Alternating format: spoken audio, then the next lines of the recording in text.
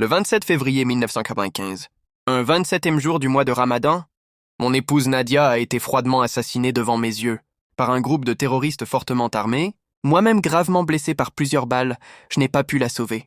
Depuis ce fatidique jour, ma vie et celle de mes 3 enfants a totalement basculé. Je suis en permanence animé par un sentiment d'injustice.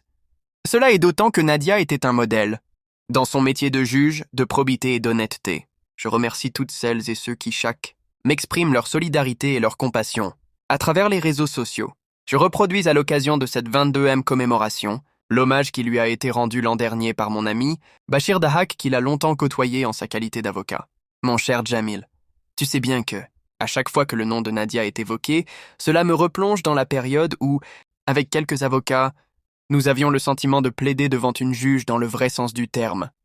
Une juge qui savait ce que chaque dossier contenait et qui, dans ses décisions, ne faisait parler que le droit. Les avocats corrompus ou influents qui donnaient à leurs clients le verdict avant même de plaider en prenaient, toujours pour leur grade avec elle. Elle pouvait acquitter un lampiste à qui on avait prévu de faire porter le chapeau et de condamner un gros bonnet, qui toisait tout le monde avec mépris, sans oublier sa mise aux arrêts à l'audience. Je me rappelle de ce jeune milliardaire du fer à béton, chez qui on avait retrouvé plusieurs kilos de kiff. Flanqué de 4 avocats qui n'avaient pas l'habitude de perdre leur procès, il s'était évanoui lorsque Nadia lui annonça qu'il risquait la peine maximum. Lorsqu'il reprit ses esprits, dans les couloirs de la cour d'appel, elle lui ajouta qu'il aurait mieux fait d'avoir des avocats, qui connaissaient un peu de droit au lieu de ces entremetteurs à succès qui faisaient honte aux vrais juristes.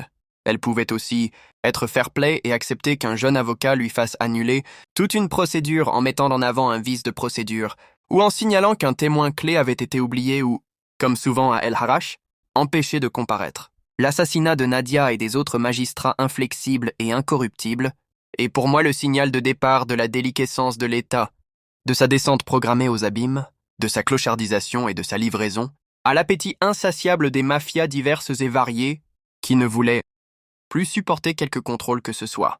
C'était le prix à payer pour que ces nouveaux barons de l'économie informelle, pour ne pas dire mafieuse, accompagnent les officines publiques qui ont régulé et planifié le terrorisme dans l'attente de transformer les rentes publiques en rentes privées.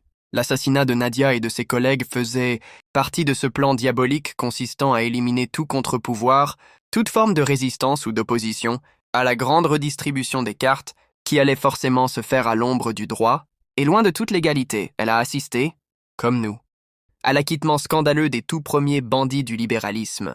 Elle a compris très vite vers quelle dérive nous allions et elle a essayé, avec ses armes et ses convictions républicaines, d'y faire face. Elle ne savait pas que l'hydre avait plusieurs têtes, que les ennemis internes du pays étaient déterminés et qu'ils avaient besoin de victimes sacrificielles pour installer durablement une justice bananière.